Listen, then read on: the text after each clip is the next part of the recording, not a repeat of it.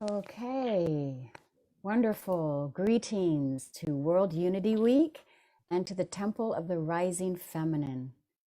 What an honor to be here with you all as we are creating a field of unity consciousness on this planet.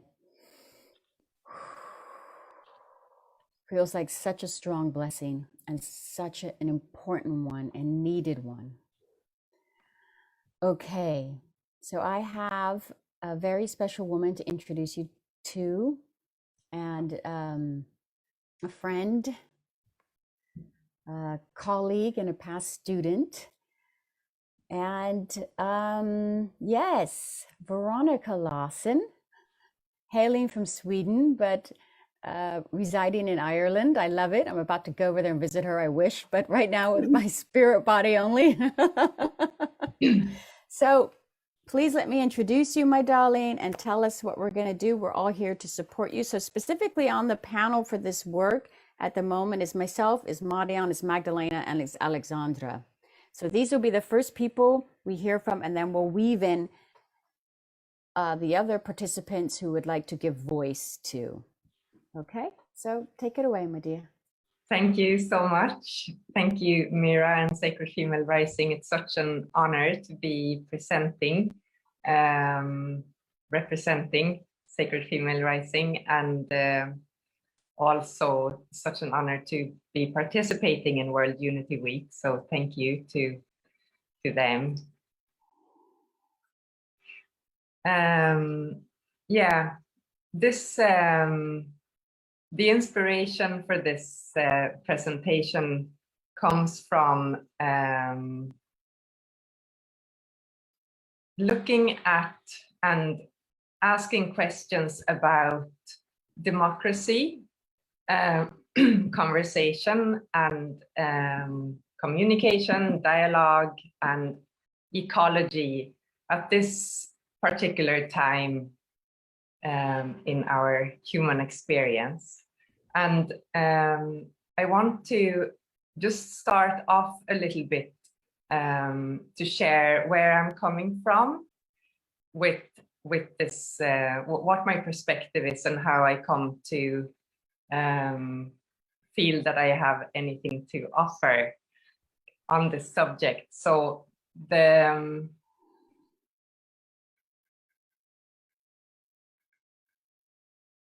my path has been one of having had health issues, and so that got me into working with my own body and my own mind to see how I could get out of pain, of scoliosis and migraines and digestive issues, and my body just wasn't working. So it wasn't in balance. So it was clear that something was out of balance, and that sparked the curiosity to, I had this feeling that it must be possible to have health. And I did a lot of yoga, which provided temporary relief from imposing ideas and structures onto my body. And I had a very great experience sitting in Vipassana meditation for 10 days, where you sit for 14 hours a day in silence. And what happened there was that my scoliosis disappeared. So the big, very large muscle mass on the left side of my body, which was my scoliosis, vanished over those 10 days. So what that showed me was that when I focus my attention in the present moment and pull the energy that normally goes to supporting the story of who I am, balance can be restored. Yeah.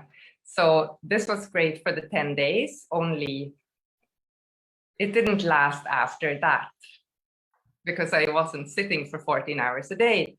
So then that took me on another journey where I started looking at the emotions that were still living in my body. And this showed me that when I allowed myself to feel all the things that I didn't want to feel and that I thought was bad, like pain and sadness and fear, then there was actually more ease and flow. So then the last thing that really, this gave me enough relief to carry on my life as the person that I thought that I was. And then I had the great gift of getting really, really sick and going through open abdominal surgery and almost starving to death because I had internal organ failure. And it became very clear when I came to after the surgery and when I stopped the pain medication, it became very clear that everything that I had, my brain wasn't working. It still doesn't work very well at times. But it was very clear that who I was, who I thought that I was still awareness. Yeah, I was still aware of who I was. But the concepts and the ideas of who I was and how things were working had no impact on what was actually happening in the moment. All that was happening was that my body was breathing in and it was breathing out and it was painful, and that was all that I could stay with. Yeah, so that was a very humbling experience. I knew that I didn't want to be numbed out, and I also knew that I wanted to know what it really was that made the next breath happen. So it was many weeks of just staying present with what was happening. And anytime that I tried to impose my will on what I should be doing or not do, my body very quickly showed me if that was possible or not. So it made me really bow my head to my body, to my own nature, as it was showing me what was needed in order for me to be present in my body and to have ease and flow. So in all my work, when I'm teaching a type of yoga teaching, it only comes from what I have learned to be true in my own body and through my own experience. And this leads me on to just wanting to share what I've discovered through the yoga wisdom and the chakras themselves, which when we speak about the chakras, it's quite anybody who is a healer or a living human being is aware of that different consciousness lives in different parts of the body, but it can also be seen as just a concept. Yeah. So I just want to give us a foundation. What I've found is that the ancient knowledge of what creates reality and our bodies and how consciousness interacts with matter to create reality is through the elements of these chakras. So the root chakra is the element of earth. Yeah, it's solid. So anything that is solid that we can touch, yeah, that's the food body, the solid body, the minerals, metals, and earth and rocks. Yeah. The second chakra is the water element. Yeah, water that carries electricity.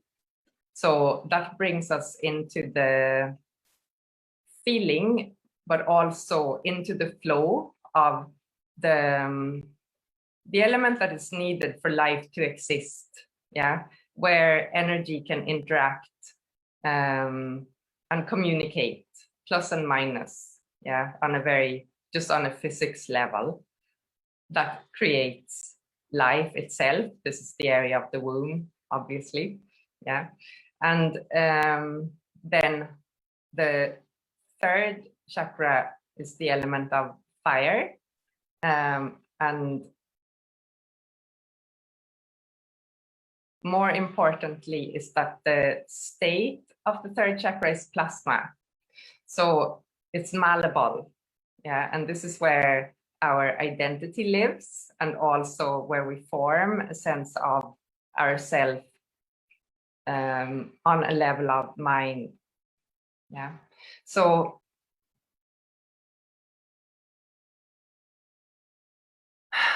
let me take a breath and see where we're going with this.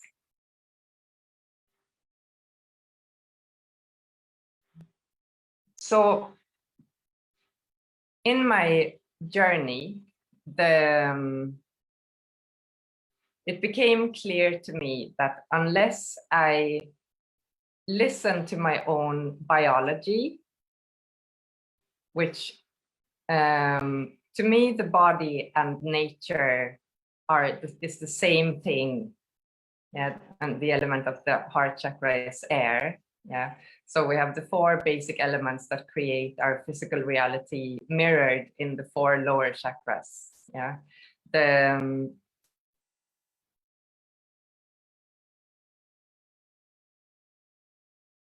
so our body is nature and nature is our body. Yeah, and our biology are bound by the laws of nature in order for there to be balance and harmony. So nature, the universe, is self-balancing. Yeah, it always reaches for homeostasis. So there is nothing that I need to do in order to be alive. Yeah, it is something that is given.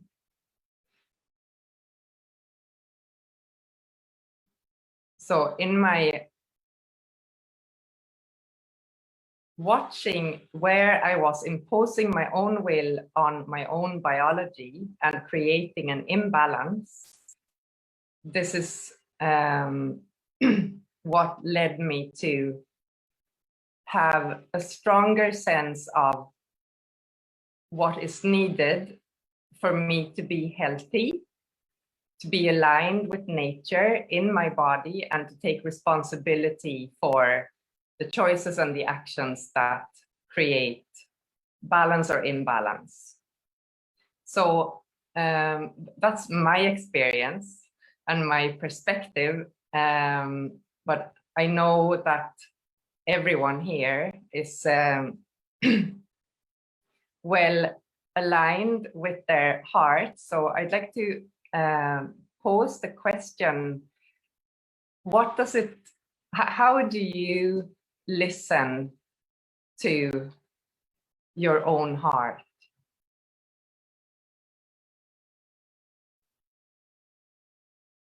How do you know and determine what is true and aligned for you? If anyone on the panel would like to join there. Yeah, thank you, Veronica. I'd like to start and share something. First of all, thank you very much for what you just taught us. It's very interesting and it really resonates with me. So the question was, how do I know what aligns with me, wasn't it? Yeah, so it was a long way for me too, to feel inside of my body and to know, to listen to my inner voice actually. And my inner voice for me, it is in my body. And I truly believe that this body intelligence shows us where to go. And for me, I I recognized that my body expands when something feels good, and it becomes more dense when it doesn't feel good for me. Something to go somewhere, maybe in daily life. Do I want to go to this party? This is a no. And this is a yes. So of course there are bigger decisions, and it works for me like this. Thank you. Thank you. Thank you. Thank you for holding this panel, for this beautiful grounding that you gave us, Veronica, and hello, Magdalena, and everyone else on this panel. Thank you, Mira, for inviting me.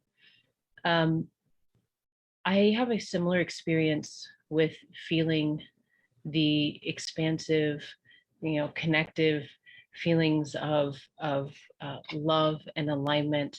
And sometimes I translate those into resounding yeses, right? And also the feeling of when something's a no for me, contraction, specific types of adrenaline drops in my body, tenseness where I've had injuries, stuff like that. And I'm also finding that sometimes I am challenged with something that feels like a no, but it's still something I'm either being drawn into or something that's in front of me that is obvious I have to go through. And so I'm speaking to this idea of my natural human instinct to not want to go through something that might be painful or scary, right? Right? We want to keep ourselves safe, and some our brains want us to know what it's going to be, right? And so for that, I draw on the wisdom. So I have the body interaction.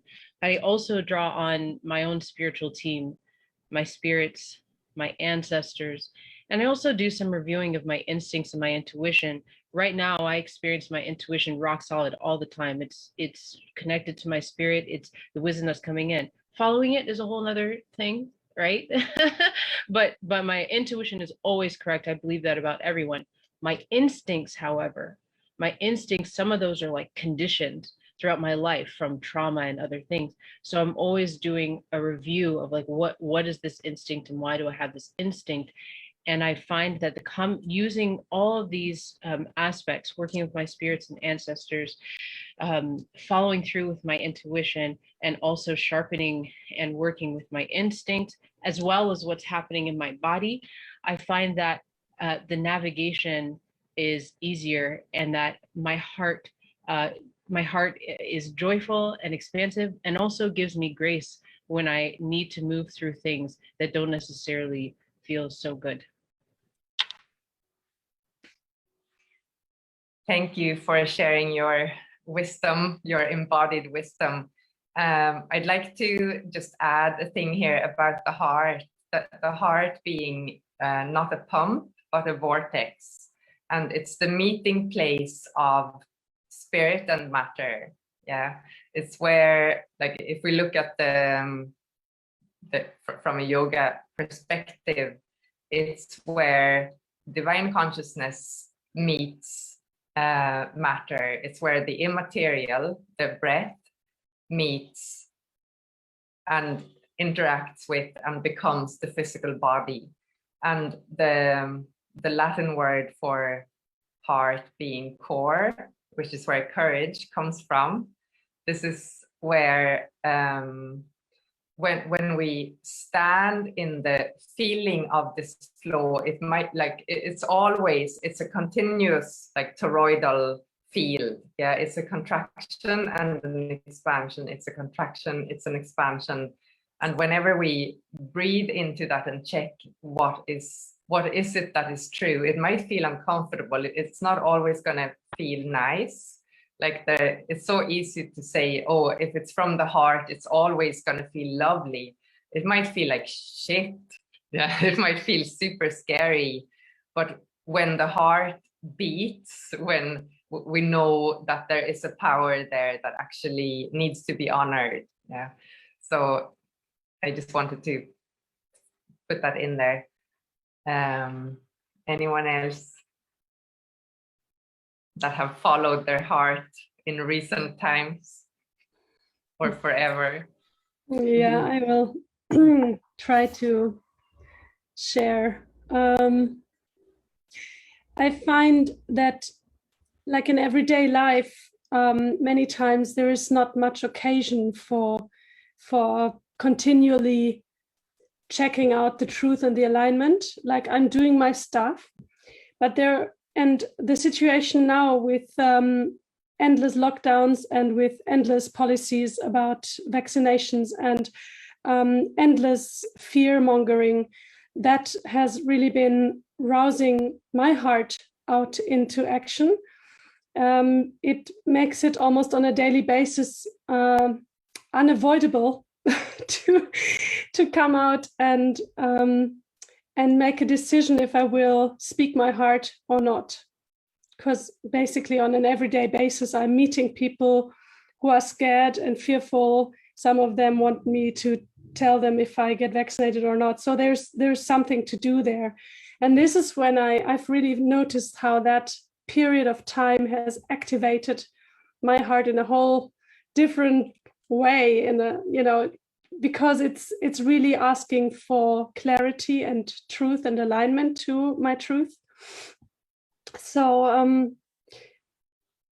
I have the impression that I'm feeling more and I'm more aligned, and I make more conscious decisions of listening to my heart and following my heart's impulse.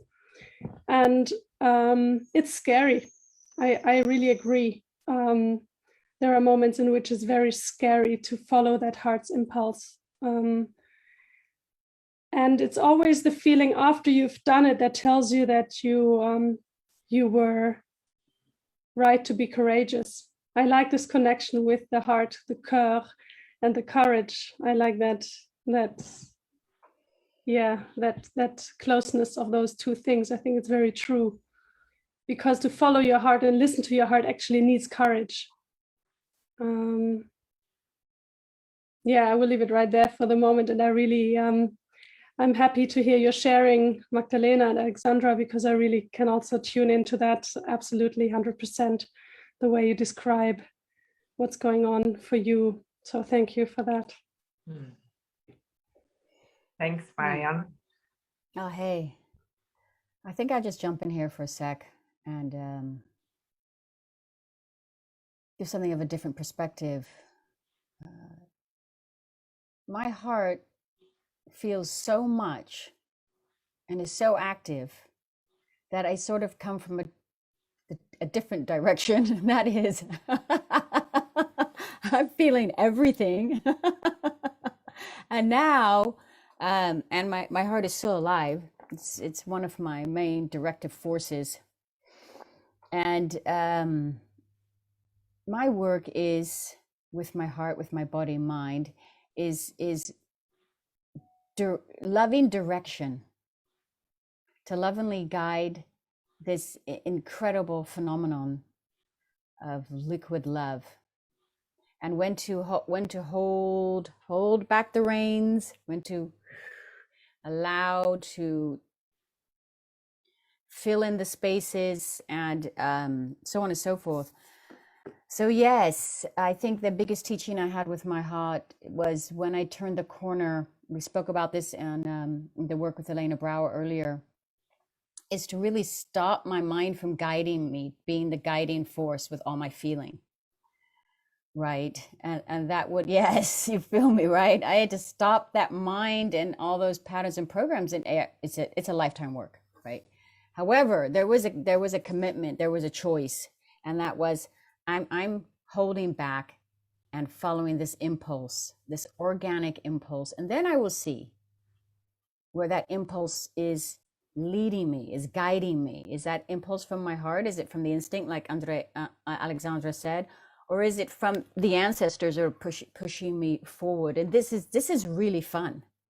I find it's much more fun than following the head, Like when I want to start a business, first I need this seminar, and then I need to go to that place, and then I need to go to the officials to get signed in, and then I need to do this. Oh, no, no, no, no. No, I don't. Maybe I just go right through all of that and end up right where I need to be. So yeah, that's kind of magic. The heart is magic material. So I'm really looking forward to now how you're weaving this, what we have experienced, into the next. Into Oh, the next section. yeah. Thank you so much, Mira, Yes. for being such a light of the heart and for sharing so generously of this loving intelligence that lives here. And this, like, I think that the aliveness of the heart is its nature is a pulse. It's a constant pulse, and it doesn't stop in this physical body until it's time for our soul to have a different experience. And the heart, the element, in Chinese medicine, the heart is fire. Yeah, it's the power to follow, to take action on the loving direction. Yeah, so I want to look at this living wisdom that we all have, and this courage that we all have, and this capacity to participate in reality and society and in relationships and in creating reality from this wisdom and this power that we all are. And so I want to have a little chat about democracy. Democracy, the word, again, of course, derives from Latin, demos meaning people, and crassy, probably pronounced differently in Latin, but it's rule. So democracy means people ruling themselves. Yeah, that does not mean to rule over other people. It implies that people, human beings, have the capacity to rule over themselves and to be in, it's implicit that when we rule over ourselves, there is natural harmony and balance. So it's an interesting, I'd like to pose kind of two different perspectives of democracy. One is saying that democracy is if 51% of people decide that something should be like this, then the other 49% of the people have to follow and do the same. So that, in a sense, we can say that that's democracy. We all decide together, and then that's what's going to happen. But if the decision doesn't come from honoring the laws of nature, then obviously we're going to be creating chaos. Yeah. So the other thing being, if I go against my own conscience, where is the point of self-responsibility and honoring our own impulse and wisdom within democracy? Yeah, where is the agency of knowing and acting on behalf of our own conscience, even if that does not agree with the majority? So how can we have so that brings me to like the need for respectful dialogue and communication, speech being how we put thought into matter through the vibration of the spoken word. Yeah, and this is where freedom of speech and dialogue and communication is so important. That's where we can kind of hash out what it actually is to live on this planet together. So I'd love to hear from the panel your thoughts on taking responsibility for your own truth, your own impulse, and also how do you negotiate that with the outside world and opposing views maybe, or different rules and dictates. So it can. I'll jump in. No one's coming up, so I'll jump in on that. Thanks, Alexandra. What you're talking about is so complex in the way it plays out. Like this, what you're saying is conceptually simple. Wouldn't it be great if we could all act out these concepts, right? But with the layers of the Maya, the density of the world we're living in, it's so layered. And I find in my work of helping people liberate themselves, sometimes facilitating conversations here in the United States of America, especially when it comes to things of race and land sovereignty, all the things that we're seeing explode everywhere, is that responsibility to yourself and to the community you're in, meaning like a world community or your neighborhood community, is so muddy for so many people.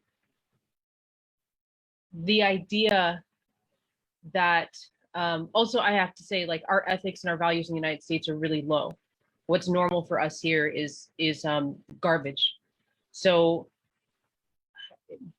when you're in a setting where human dignity and it is so low and inhumanity is at an all-time high, my question is, how do we maintain our, how can we, like you said, democracy, rule over self? How can we get there for ourselves and with responsibility to the community around us?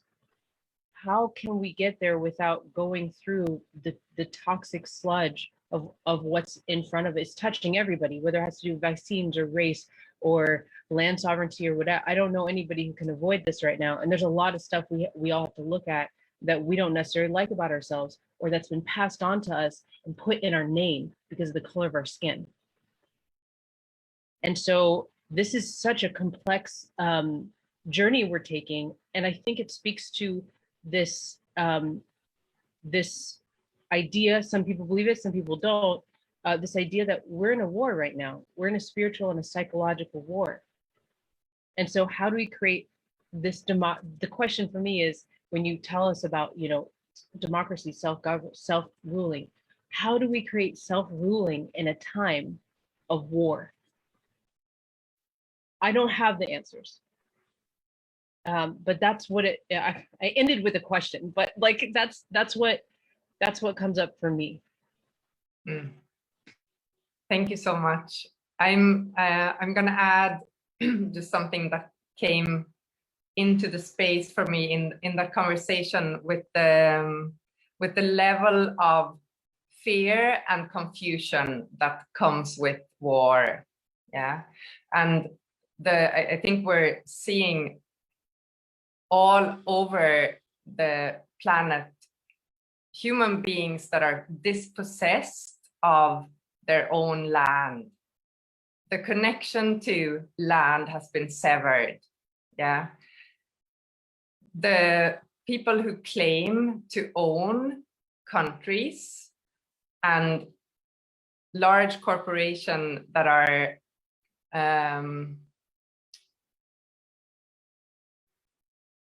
taking control and ownership over land all over the world, that through all these very hidden trade deals and legal things that nobody even understands how it works, like it's very confusing. But I was at a gathering here at the solstice on the Hill of Tara, which is the seat of the High King of Ireland, Tara, of course, being the goddess. And there were indigenous Irish people there, Irish speakers. And there was something in the vibration of them having recognized their right to their own land.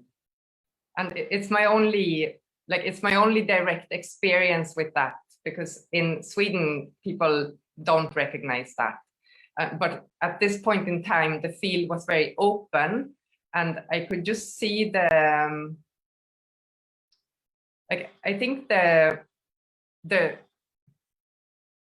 it was a very solid and loving vibration. And it was not a violent one. Yeah.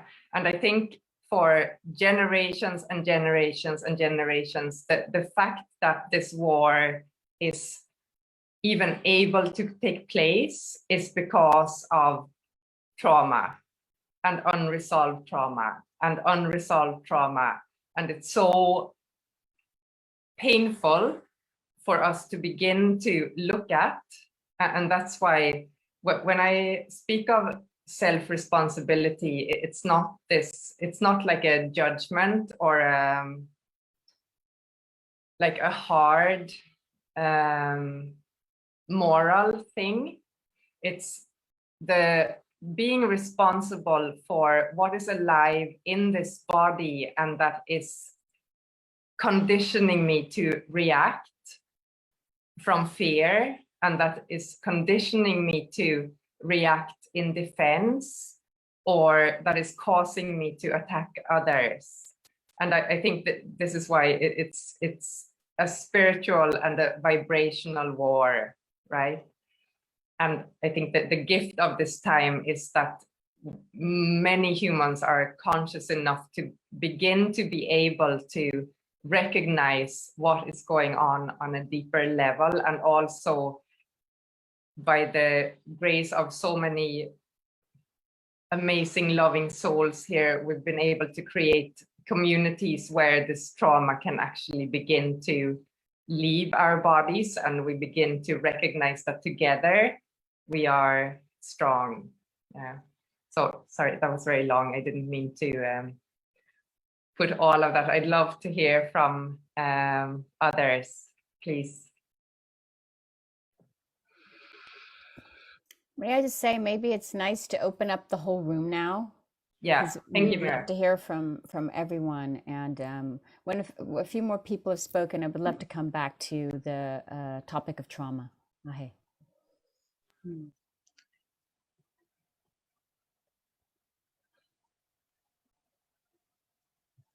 Veronica, you just talked about, or you put light on the fact that people were depossessed of their lands.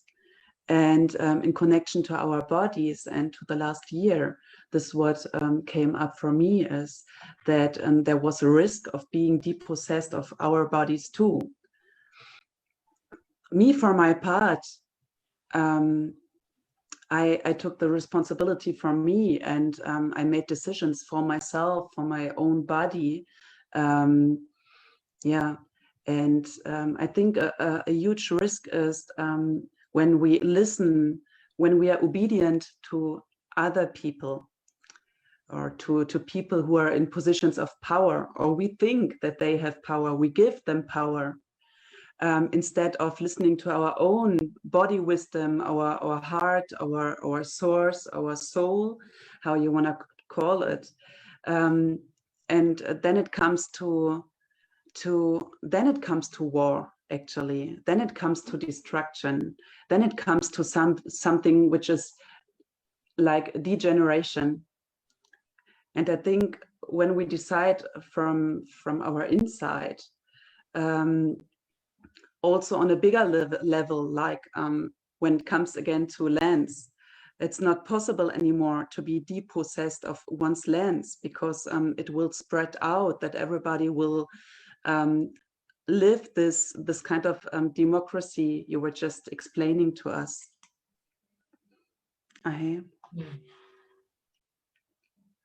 Thank you, Magdalena. I would love to add in my feelings towards this. Thank you for presenting this topic, Veronica.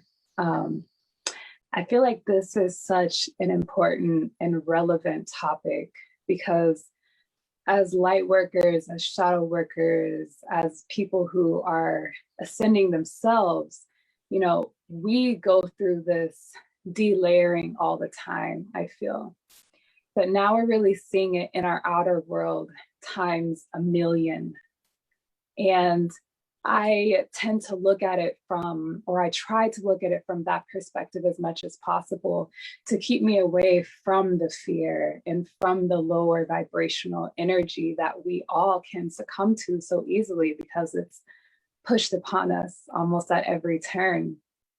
So in terms of the trauma and in terms of democracy and wanting to bring that back into its wholeness and its truth, I feel that we each, as individuals, in terms of the war on our consciousness, we have this beautiful opportunity to take back and stand in a sovereignty that can't be taken away.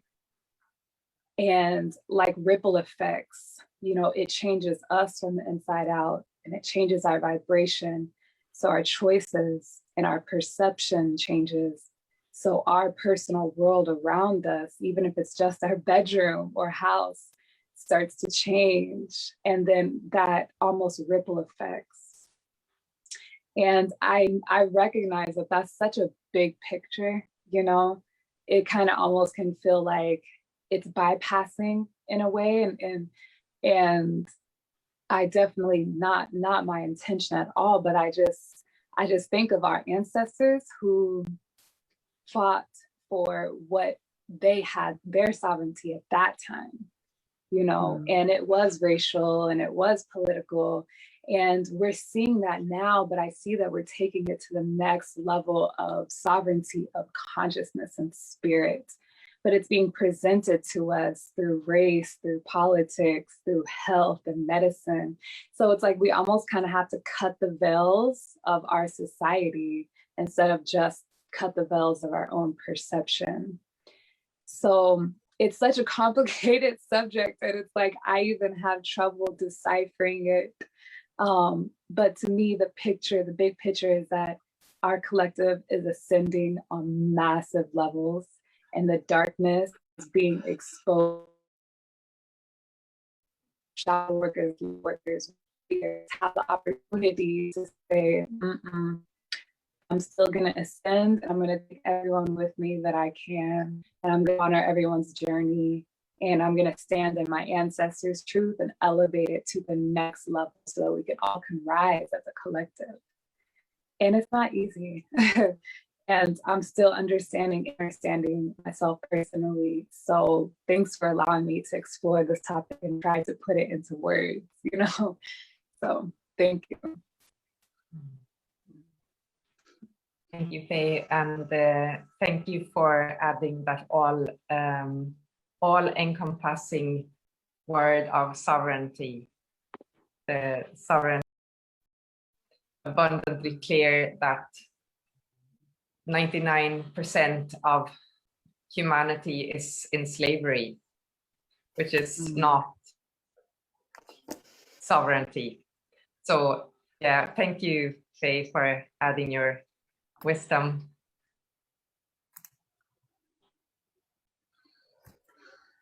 Wow. I feel like I'm I feel like I'm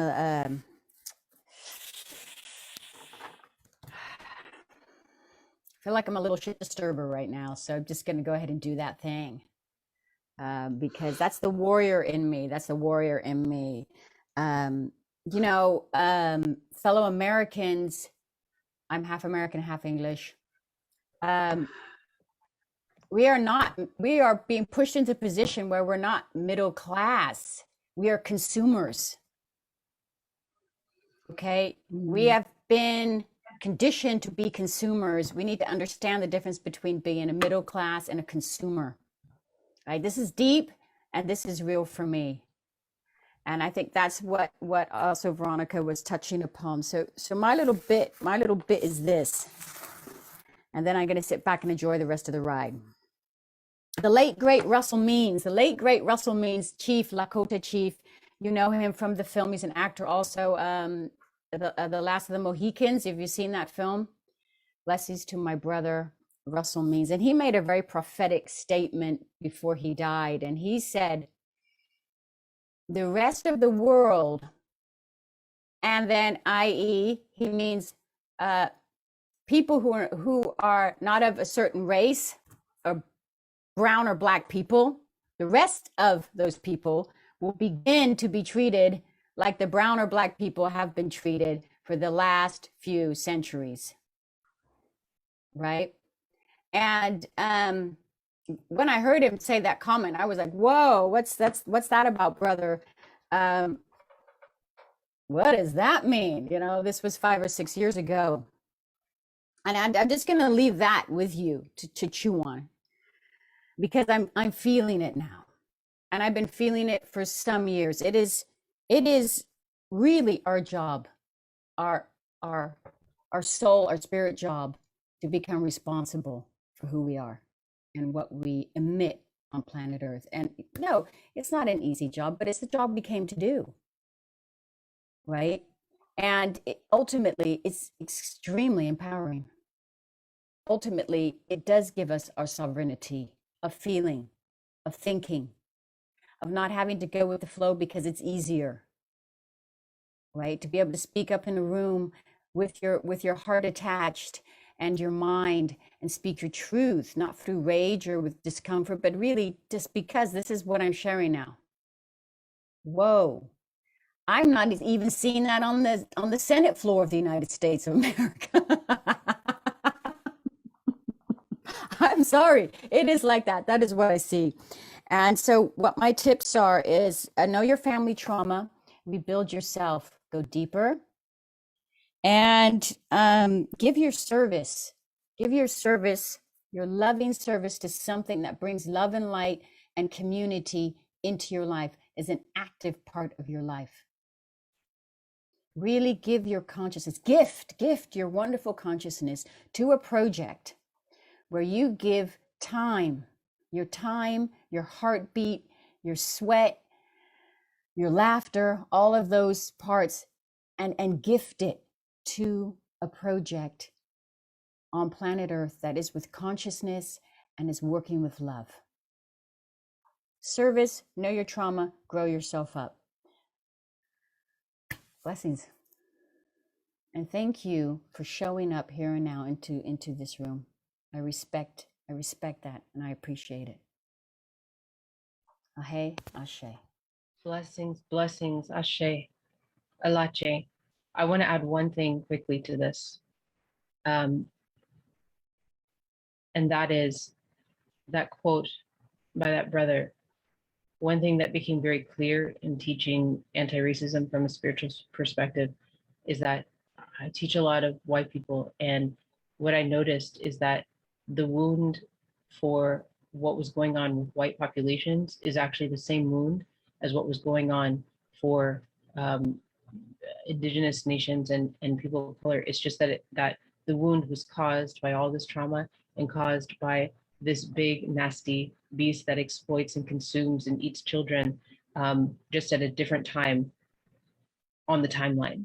People who were colonized, people who were de-indigenized at a different time. And so one thing I'd like to drop in here is to sort of amplify is finding out who you are, because there's this thing that we have to acknowledge, and that is, like, sure, the system that I'm in recognizes me as a Black woman, and I will be in the system that way. but that's not how I identify. I know who I am. It doesn't have anything to do with being Black. And I say that that is the same for white people. You're not white. It's what the system has named you. So I want to amplify this idea of finding out who you are. You have to be responsible for what the system says you are, right? In some ways, but you don't have to identify with that. Find out who you are. Because I think that if we can, no, I know that if we can trace back and find out where we were connected with the land and spirit, and find out how we can be in communion with those spirits and ancestors from a time when they had the liberation, they were liberated and they had the freedom to live with the earth, and in complete defiance of this nasty beast that has injected itself into our race systems and our medical systems and all of this, that sovereignty, that consciousness sovereignty that Faye was talking about, that spiritual sovereignty will be easy. And like Mira Michelle says, we'll feel that power. So I just want to amplify that. Find out who you are with responsibility to like who the system sees you as. Do both. You can do both at the same time.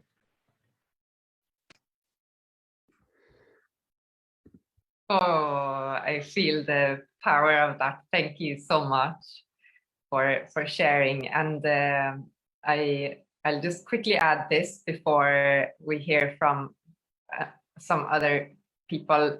Just what Mary Michelle said about being consumers. It's the negation of being a creator, being creation itself. It's the constantly having to take in from the outside. And when the outside is chaos and confusion and lies and projections, and that's what we consume, then how can we know who we are? Yeah, when we are creation itself, and creation is always seeking that higher connection, that vibration of love and connection with others. That's our natural state. Yeah, thank you. Love to hear from somebody else.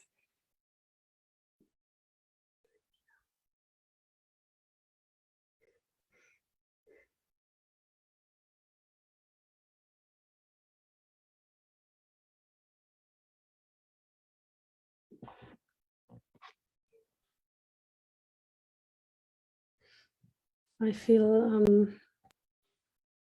really honored to sit in this circle with this truth being spoken. It really touches my heart. And I feel this is quite a road for those of us who've been living in the comfort of Western Europe and the provision that the system has given to us in forms of social security and in forms of more or less secure jobs. And growing up with the idea that I'm part of a good state, that I'm part of a country that stands for the right values, and only slowly growing into the realization that there is a lot of things that are not my values, that do not represent what my core wants, that I've been dreaming, and it's been a painful waking up into this reality. It started very long ago when I spent 3.5 years in Palestine, and I started to realize that what I experienced from Germany, or what I was told from Germany, was not what I was experiencing on the ground. So this was my starting point into realizing something is really off. And I think without that experience, I would not sit here today. And it's been ever growing, and really the last 1 year and a half, more or less, I think for many of us have provided the opportunity of opening the heart more, realizing the conditioning and the programming and the fear especially the fear in light of authority or imagined authority in form of uniforms, in form of functions, in forms of deciders.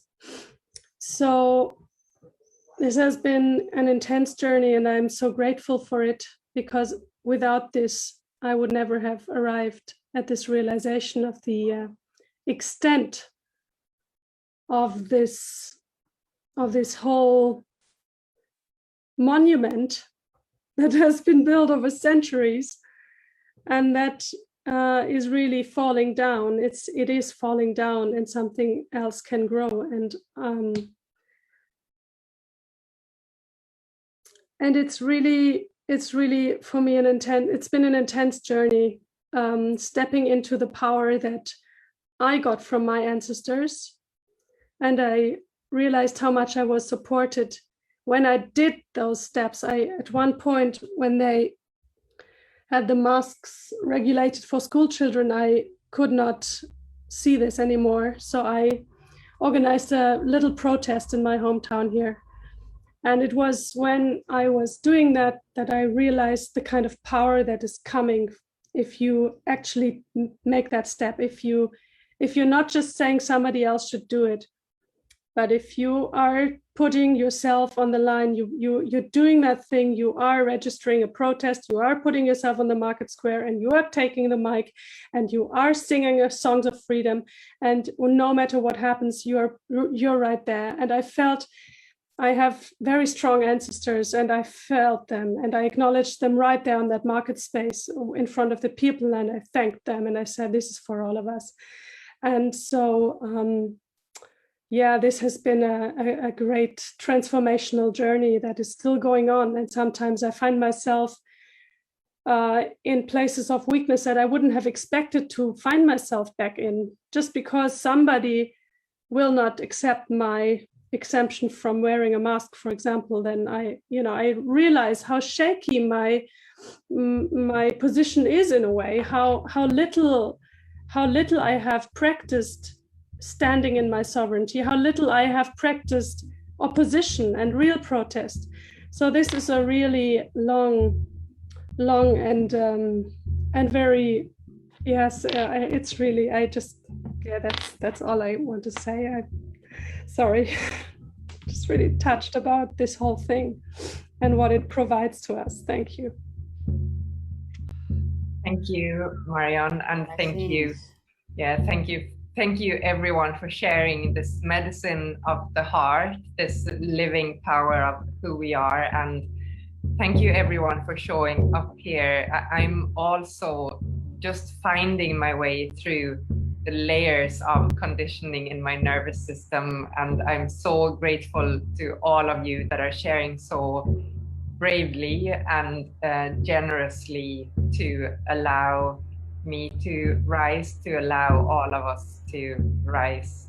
I could feel the bigger vortex of the heart and the bigger vortex of consciousness really being grounded into our living experience here. So deep gratitude to everyone. Thank you so much. It's such an honor to be with you all. Blessings. Small steps lead to big steps. Hey, hey, hey, hey! We are becoming undomesticated humans. We are being rewilded. We are gonna laugh and play and seek and bend and dip and swim and fly. Wait! As we were born to do. Hey, hey, hey, hey, hey, hey!